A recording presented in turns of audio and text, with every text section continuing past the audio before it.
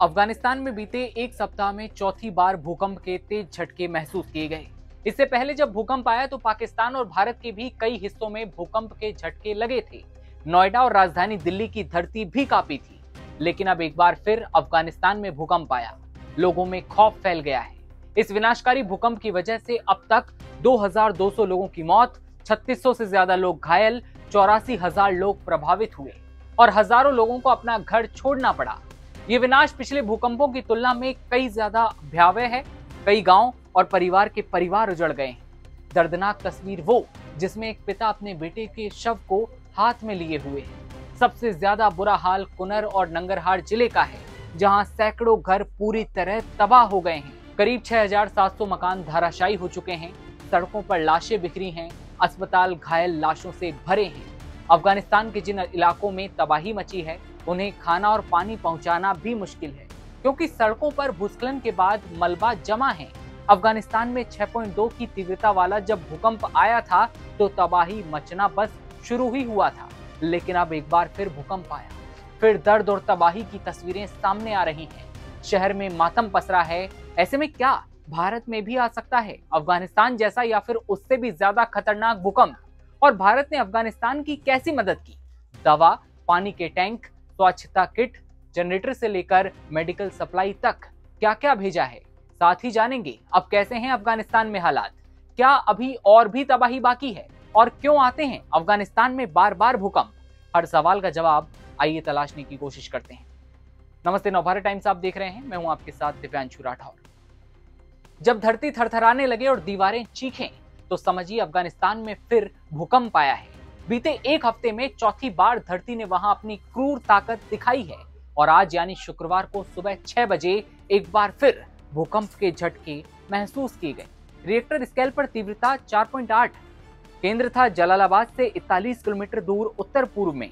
भूकंप का ये झटका इतना जोरदार था कि आसपास के इलाके में लोग अपनी जान बचाने के लिए घरों से भागने लगे। लोगों में दहशत दिखी, भय पैदा हुआ। 31 अगस्त की वो रात याद कीजिए जब 6.3 तीव्रता का भूकंप आया था। केंद्र था जलालाबाद के पास 8 से 10 किलोमीटर की गहराई। भूकंप के झटके पाकिस्तान के इस्लामाबाद से होते हुए भारत में दिल्ली, नोएडा, हर जगह महसूस किए गए। सबसे पहले 20 लोगों की मौत की खबर आती है। आंकड़ा बढ़ता है, 500 से ज्यादा की मौत होती है, 800 तक आंकड़ा पहुंचता है और फिर 1100 लोगों की मौत का आंकड़ा। फिर सड़कों पर लाशें देखी जाने लगी। मौत का आंकड़ा बढ़कर हुआ 22। बच्चे, माता पिता, महिलाएं सभी बिलख बिलख कर रो रहे हैं। मातम पसर चुका है। पिछले एक सप्ताह में अफगानिस्तान में चौथा जोरदार भूकंप था, जिससे इलाके में रहने वाले लोगों में भय और खौफ साफ देखा जा सकता है। भूकंप की वजह से न केवल लोगों की जिंदगी प्रभावित हो रही है, बल्कि इससे मकानों और दूसरे इंफ्रास्ट्रक्चर को भी भारी नुकसान पहुंचा है। 84,000 लोग भूकंप की वजह से प्रभावित हैं। हजारों लोग विस्थापित हुए हैं। भारत ने कितनी मदद भेजी और पीएम मोदी ने क्या कहा, अब इस पर बात करते हैं। लेकिन उससे पहले बात अफगानिस्तान में तबाही और उससे ज्यादा सबसे ज्यादा जो है कहां पर तबाही मची है इसकी करते हैं। बता दें कि सबसे ज्यादा प्रभावित कुनर और नंगरहार जिले हुए। यहाँ तो सैकड़ों घर पूरी तरह से तबाह हो चुके हैं। वहां के स्थानीय मीडिया के मुताबिक 6700 से ज्यादा घर ढह चुके हैं और लोग अब खुले में रहने के लिए मजबूर हैं। यही नहीं, अस्पताल भी घायलों से भर गए हैं। प्रभावित इलाकों में राहत सामग्री पहुंचाना कठिन है, क्योंकि सड़कें भूस्खलन के बाद पूरी तरह से चौक हो चुकी हैं। गुरुवार को भी अफगानिस्तान में भूकंप आया था और तीव्रता 6.2 थी। केंद्र पाकिस्तान सीमा के पास करीब शिवा जिले के पास था। 2 सितंबर को भी अफगानिस्तान में भूकंप के झटके महसूस हुए थे। तीव्रता लगातार बढ़ती गई। 5.5 भी तीव्रता कम हुई थी, लेकिन ये भूकंप के झटके रुकते नहीं।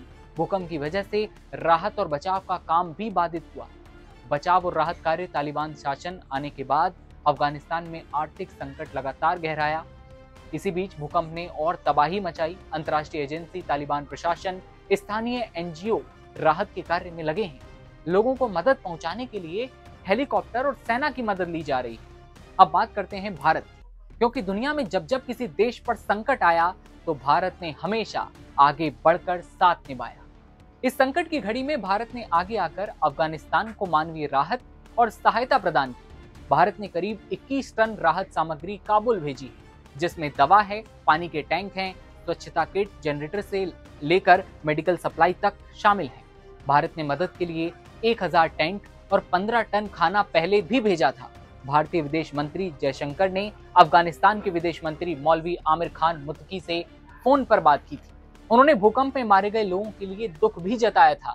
वहीं तालिबान सरकार ने तुरंत हेलीकॉप्टर भेजे, 40 से ज्यादा उड़ानें हुई, 420 घायलों को जलालाबाद और अहमदाबाद अस्पताल ले जाया गया। स्वास्थ्य मंत्रालय ने 30 डॉक्टर और 800 किलो दवाएं उस समय भी भेजी थी। रेड क्रॉस और यूएन ने टीमें भेजी, वॉलंटियर्स ने खून दान किया। अब समझते हैं कि अफगानिस्तान में सबसे ज्यादा भूकंप आने के पीछे क्या कारण रहते हैं। पहला और सबसे बड़ा कारण है अफगानिस्तान की भौगोलिक स्थिति। अफगानिस्तान हिंदुकुश पर्वत श्रृंखला में स्थित है और हिंदुकुश एक ऐसा क्षेत्र है जहां पर कई सारी टेक्टोनिक प्लेटें मिलती हैं।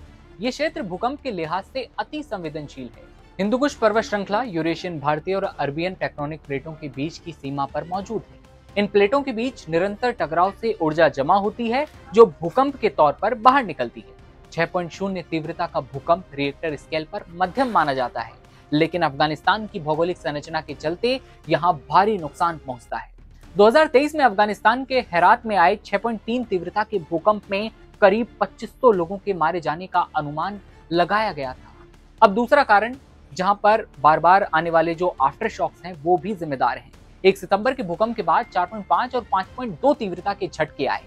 दावा है कि 17 से ज्यादा आफ्टर शॉक आए, जिनमें 4.5 और 5.2 तीव्रता के भी शामिल थे, जिन्होंने पहले से कमजोर हो चुकी इमारतों को और ज्यादा नुकसान पहुंचाया।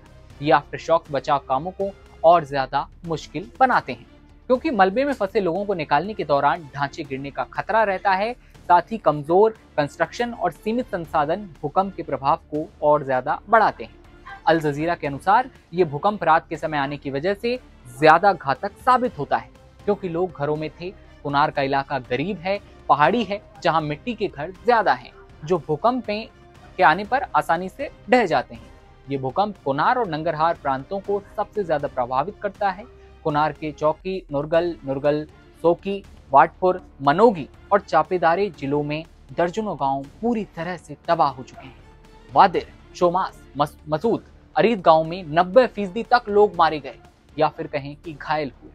आंदर लाचक गांव में अकेले 79 मौतें हुई, जबकि मजार दरा में दर्जनों शव मिले। कई इलाके बहुत ज्यादा गरीब हैं, जहां मिट्टी के घर और खराब सड़कें हैं। तालिबान शासन, आर्थिक संकट की वजह से मदद पहुंचाना बेहद मुश्किल है। बिजली गुल है, बाजार बंद हैं, हजारों बेघर हैं, सबको टेंट की जरूरत है। महिलाओं और बच्चों पर सबसे ज्यादा असर है। महामारी का खतरा बढ़ रहा है। IRC ने कहा है कि ये 2023 के भूकंप से भी बड़ा संकट पैदा कर सकता है। ये भूकंप अफगानिस्तान की कमजोरियों को उजागर करता है। गरीबी, खराब इमारतें और पहुंच की कमी। 2023 के भूकंप में भी हजारों लोग मारे गए थे, लेकिन तबाही फिर आई।